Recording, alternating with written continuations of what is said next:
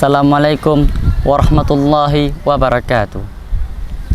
Alhamdulillahillazi atana bikitabin kasyamsi idza duhaha wa atana bisunnatin kalqamari idza talaha wa man tamassaka bihima kana fid dawa'in nahari idza jallaha wa man a'rada anhuma kana fid dhulumati idza yakhshaha wa aqsama billazi aqsama as-samaa'i wa ma banaha wal arda wa ma tahaha innahu qad aflaha man zakkaha wa khaba man dassaha.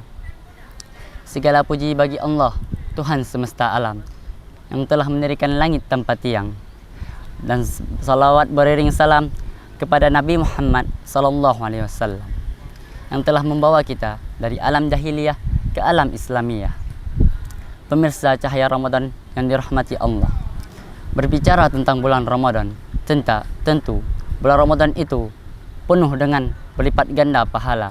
Langit-langit, pintu-pintu surga dibukakan, pintu-pintu neraka ditutup.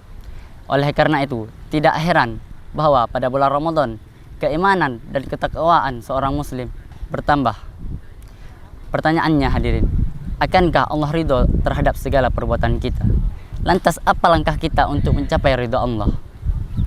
Rasulullah telah menjelaskan pada sebuah hadis rumus atau resep untuk mencapai keridhaan Allah yang diriwayatkan oleh Ibnu Majah.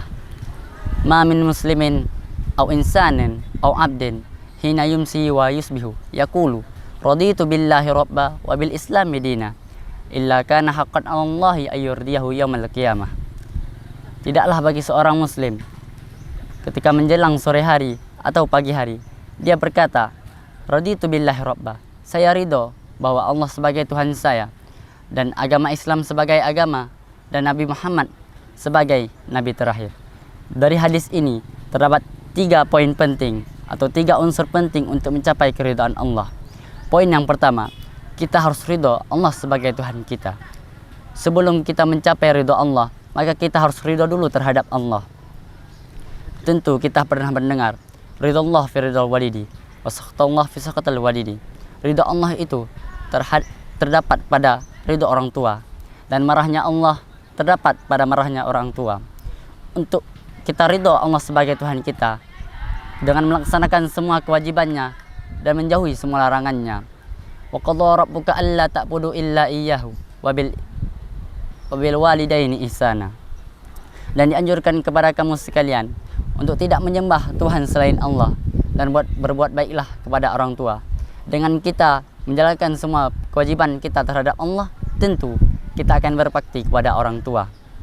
Poin yang kedua adalah ridho bahwa agama Islam itu sebagai agama. Innad dina innallaha al-Islam. Sesungguhnya agama di sisi Allah itu adalah agama Islam. Oleh karena itu Allah tidak menerima agama-agama selain agama Islam. Oleh karena itu pemirsa cahaya Ramadan, kita harus ridho bahwa agama Islam itu adalah agama yang benar. Bahkan Nabi Ibrahim, beliau seorang muslim. Inna Ibrahim muslim. Muslim itu menerima keadaan, menerima dengan lapang dada. Poin yang ketiga, hadirin pemirsa cahaya Ramadan, poin yang ketiga ini adalah ridho Nabi Muhammad sebagai utusan Allah. Innallaha wa malaikatahu yusholluna 'alan nabi ya ayyuhallazina amanu shollu 'alaihi wa sallimu taslima.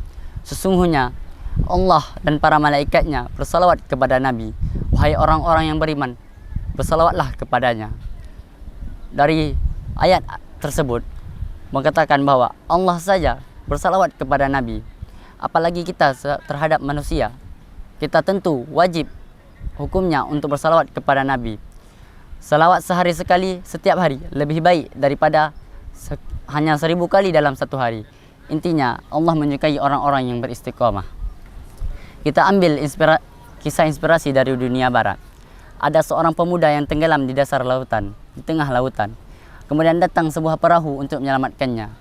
Namun dia berkata, tidak apa-apa, Tuhan pasti menyelamatkan saya. Kemudian datang perahu yang kedua untuk menyelamatkannya. Dia juga berkata, tidak apa-apa, Tuhan pasti menyelamatkan saya. Kemudian perahu itu berlalu. Datanglah perahu yang ketiga untuk menyelamatkan si pemuda tersebut. Namun pemuda tersebut berkata, tidak perlu, karena Tuhan pasti menyelamatkan saya. Tidak lama setelah perahu tersebut melewati laut tersebut, pemuda ini meninggal. Dan di dalam surga dia bertanya kepada Tuhannya, "Wahai Tuhanku, mengapa engkau tidak menyelamatkanku?" Dia berkata, "Aku mengirimmu 3 perahu, tapi engkau mengabaikannya."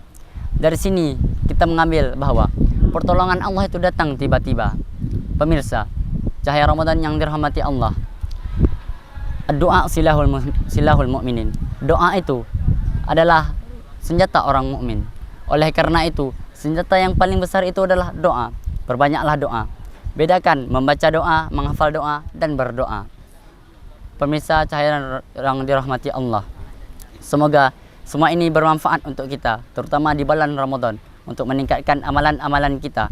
Man shoma ramadhana imanan wa ihtisaban, ghufira lahu ma taqaddama min dzambik. Barang siapa yang berpuasa pada bulan Ramadan dengan iman dan mengharap ridha Allah, maka dia akan diampuni dosanya yang ke depannya. Usikum bi nafsihi bi taqwallah.